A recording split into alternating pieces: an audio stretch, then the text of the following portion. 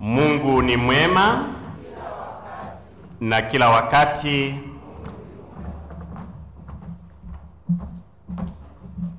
Dominika iliyopita ilikuwa Dominika ya 29. Na mama kanisa alikuwa anatufundisha umuhimu wa sala. Na tukasikia katika somo la kwanza, Musa pamoja na wana wa Israeli. Wana wa Israeli walikuwa wanalemewa na wale wapinzani wao waliokuwa wanapiga vita.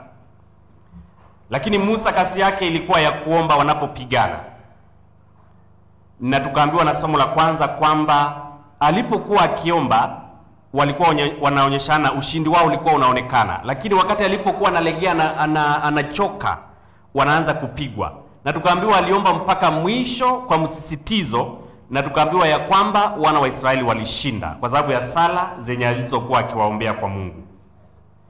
Na katika somo la Injili ya Jumapili hiyo hiyo iliyopita, tulikuwa tunaambiwa Yesu alikuwa anatupatia mfano wa mwanamke mjane na hakimu asiyekuwa wa haki, ambaye hakuwa anamcha Mungu wala hakuwa anamjali mwanadamu. Na yule mwanamke alikuwa anaenda kwa yule hakimu kila wakati anamuomba haki yake. Tunaambiwa kwamba hakimu yule hakuwa anashughulika, lakini ilifika siku moja yule hakimu akasema ya kwamba itabidi nimpe haki yake ili aache kunisumbua.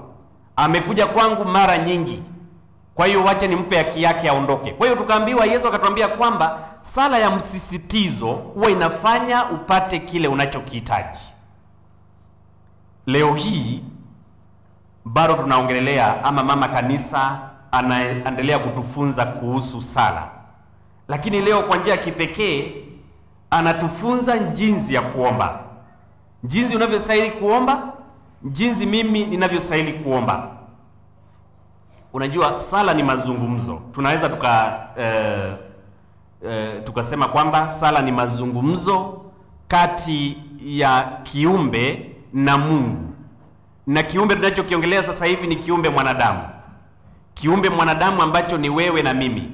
Kwa hiyo sala yetu inastahili kuwa mazungumzo kati yetu na Mungu wetu. Na wakati tunapozungumza, Mungu wetu anasikiliza hilo sala. Na masikio yake wakati wote huwa yanasikiliza kilio cha watu wake. Wanasema nini kupitia sala zao.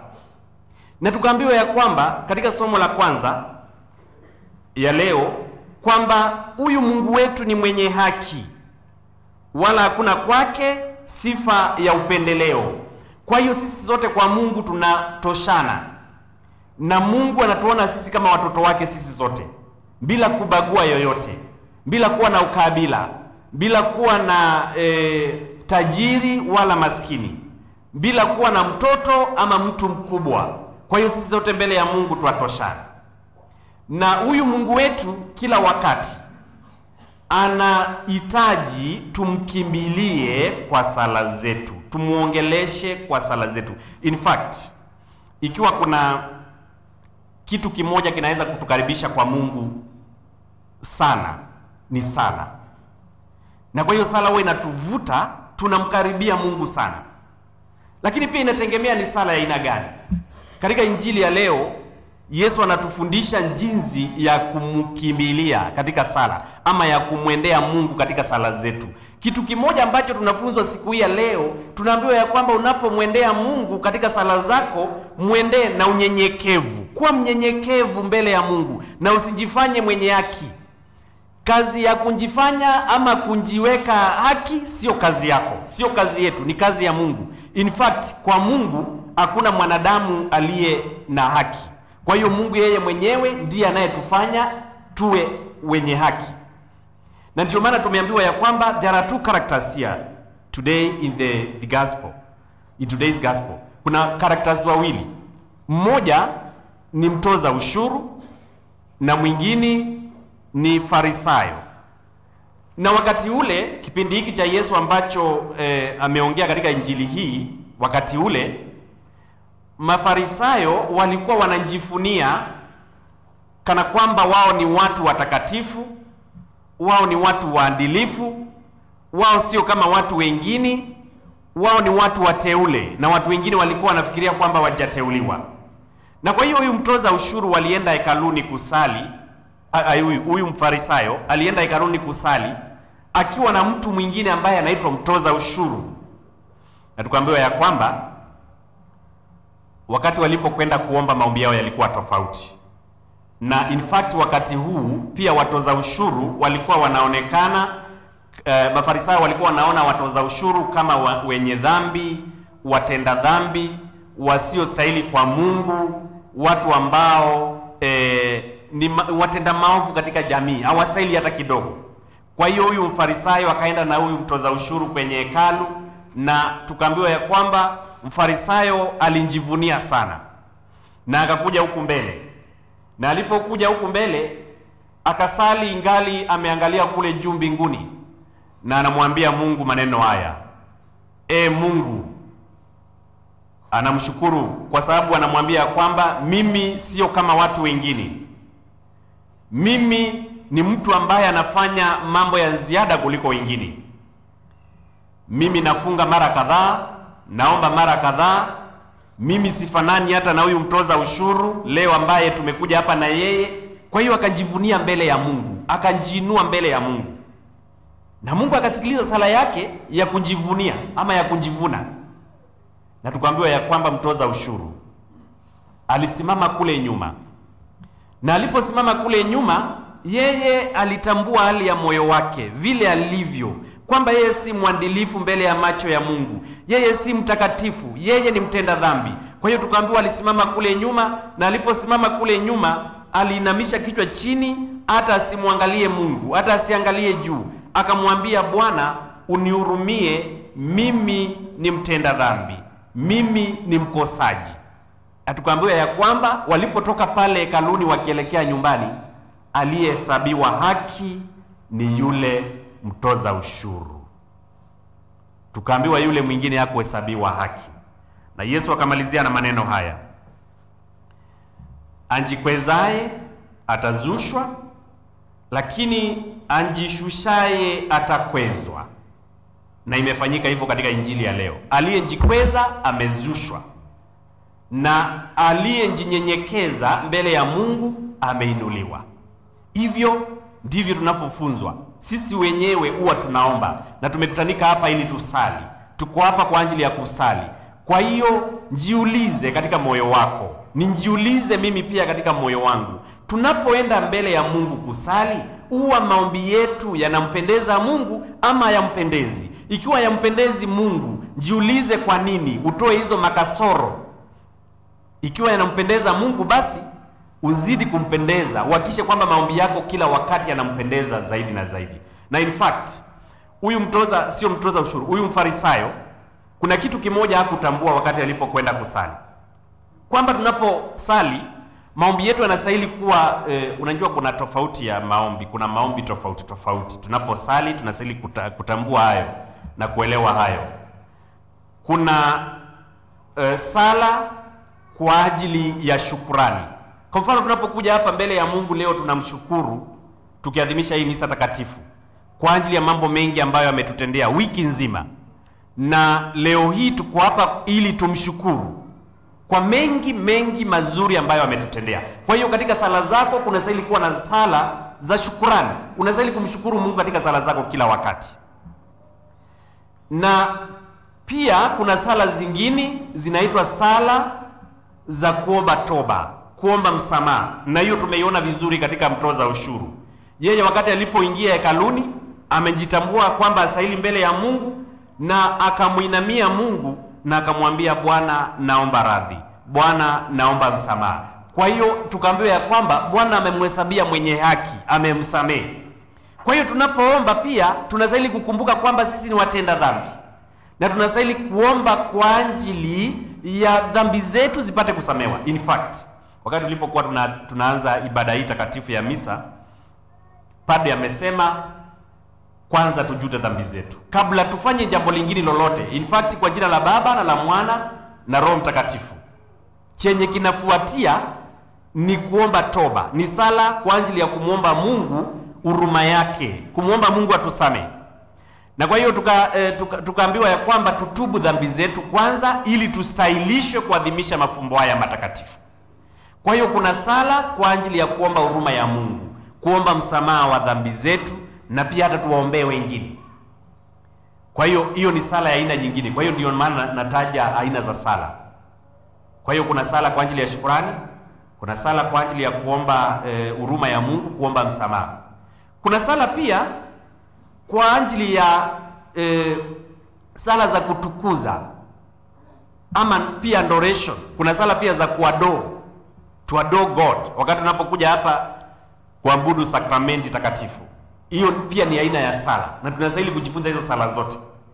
Na pia kuna sala za kuomba dua ama kujiombea wewe mwenyewe kwa ajili ya mahitaji yako, na kuombea, unapojiombea wewe mwenyewe kwa ajili ya mahitaji yako, kumbuka pia kuwaombea watu wengine. Sio wewe tu ambaye unayo mahitaji. Kunao watu wengi kila mahali wanayo mahitaji tofauti tofauti. Hata mahitaji makubwa zaidi kuliko hayo ya kwako, kuliko hayo ya kwangu. Kwa hiyo tumeambiwa ya kwamba tunaposali, tunaambiwa ya kwamba tunaposali pia tunjiombee. Tunapojiombea dua, tukumbuke pia wengine. Na tumeambiwa ya kwamba katika injili ya leo, mtoza ushuru wakati sio mtoza ushuru, Farisayo, wakati ameenda pale hekaluni kuomba, yeye mwenyewe hata kukumbuka mtu mwingine, alikuwa ni mimi tu peke yangu. Kwa hiyo hata kukumbuka mtoza ushuru, in fact amemuongelelea vibaya. Badala ya kumwombea vizuri kwa Mungu, anamwambia Mungu, mimi sio kama huyu. Anajilinganisha na yeye. Mimi sio kama huyu mtoza ushuru ambaye nimekuja na yeye hapa. Mimi ni mtakatifu na ni mzuri zaidi kuliko yeye. Badala amuombee Mungu ambadilishe, anajivunia.